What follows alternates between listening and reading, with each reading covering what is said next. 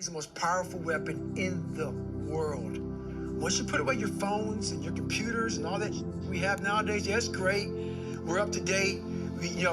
But your brain is the only thing you have when you're going through depression, when you're going through hard times, you're going through death, real life.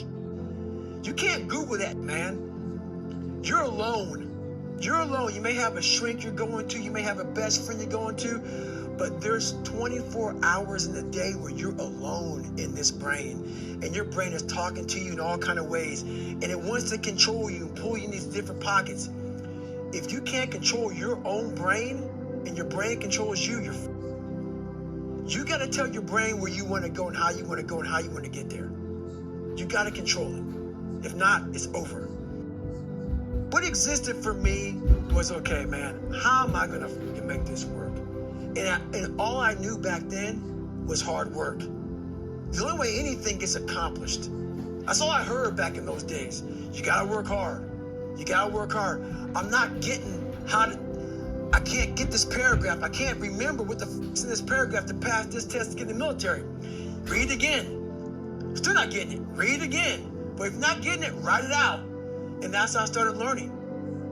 Okay, well, I gotta write out everything I do.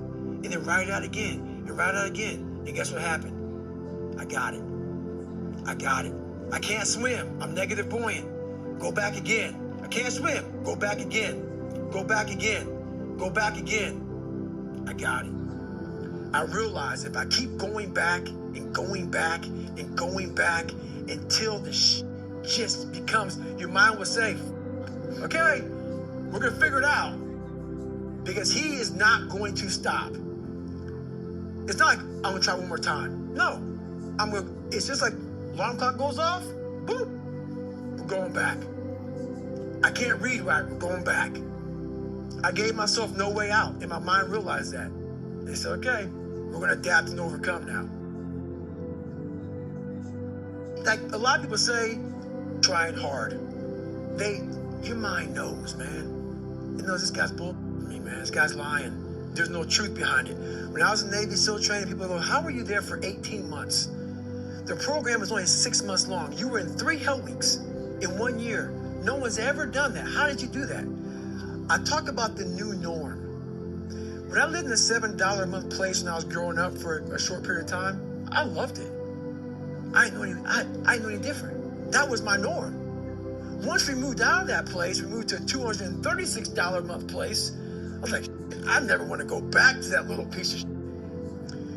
But if you go back to that $7 a month place and you realize this is where I live, this is all I got, your mind says, roger that, this is home. So when I was going to Navy SEAL training for 18 months and going back through all the hard parts over and over again, I told myself after the first time, I knew it was going to be a long journey there. My body was breaking down. It was just how it was going on. I said, you know what? This is my new norm. So my mind said, it's like going to work. Like you go to work, you put your suit and tie on. I go into suffering every day. Every day, suffering, being broken, duct taping my feet up, stress fractures, shin splints, being broken. This is my new norm. And your mind says, if we're not broken, this ain't normal. We gotta be broken. So then your mind starts to get tougher and tougher and more callous. People, how'd you run on broken feet? Broken shins. My mind knew this is how we operate. We're in Navy SEAL training. This is what we are. I became hell. And that became my new norm. I gave myself no way out. There was nothing outside these walls of hell. Nothing. I love God, but for a short period of time, I became the devil because that was hell. I became the boss, the owner, the CEO of Navy SEAL training. That was my mindset.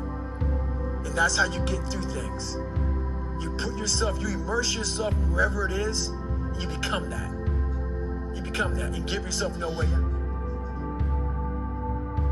When I was 297 pounds and I was fat as hell trying to be a Navy SEAL, the scariest thing in the world to me, even to this day, was that could have been the rest of my life. I thought then I was trying hard.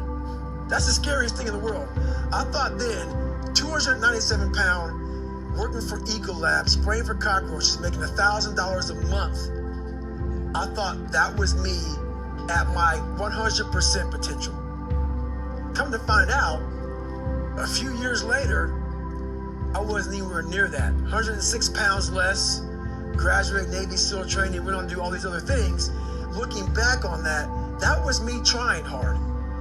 That's why people gotta understand, what is in us, we have no idea until we start trying hard. And I mean really trying hard, where you're obsessed with, hey, this is my new norm. My new norm is that, wow, this isn't always fun.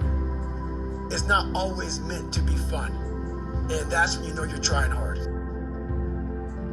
People hear my story and think this guy is sadistic. I realized how the brain works. I figured out how the brain works. I'm a scared kid, and that's what gives me so much power. I had no foundation, and I built this off of just researching the mind. The feeling you get is basically invincibility. You realize that you can't do it all the time. When you need to do it, I know I can go to a place that I can live in. And when you know that you can run on broken legs, and you can do certain things that a lot of people can do, but they're not willing to do, this power, this sympathetic nervous system of fight or flight, and you're fighting, it gives you this charge of energy of when you're sitting there at 3:30, 4 o'clock in the morning, and you're duct taping your feet up because they're broken, and you're doing it by yourself, and you're going through arguably one of the hardest training in the world. And these guys, most of them are healthy, and you're going through it broken, and you're already at a disadvantage, but you're still there. You can feed into that and tap into that for a lot of power. But if you look at it, well, I'm broken, man. I'm not gonna make it. But if you look at it as, man, I'm broken and I'm still here, and I'm fighting, and I'm gonna find a way to get through this, because I have no other place to go. It gives you a lot of power. When things start to suck really, really bad, my brain and a lot of people's brain, they don't go to your dad beating you up. Your brain says, we ain't out of here. This is miserable. So anger goes away a lot of times when you're suffering, because your brain just says, we gotta run, we gotta go. So that anger is not popping up saying, oh, I wanna show them, I wanna show those people. No, there has to be a much deeper, when I say deeper, it has to be down to mineral soil. It has to be down to that nice mineral soil where nothing can burn. You can't burn dirt. So it has to be down that low, that literally is something in you that's at the core of your soul. But you don't find it unless you spend a lot of time with what you want to be in life.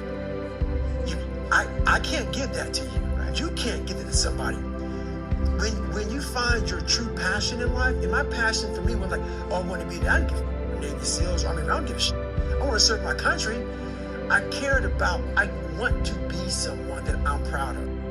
I want to look at myself in the mirror because I was so disappointed. That accountability mirror I talk about, I was so disappointed in what I saw every day. I wanted everybody to love David Goggins. And a lot of people did. I didn't love myself. But I knew a lot of us want to find peace first. So people say, man, you always talk about this suffering and pain and shit. I'm at peace right now because I went through that. You don't find peace first. If you do, Merry Christmas. More power to you. More power to you. I found peace on the opposite end of finding myself.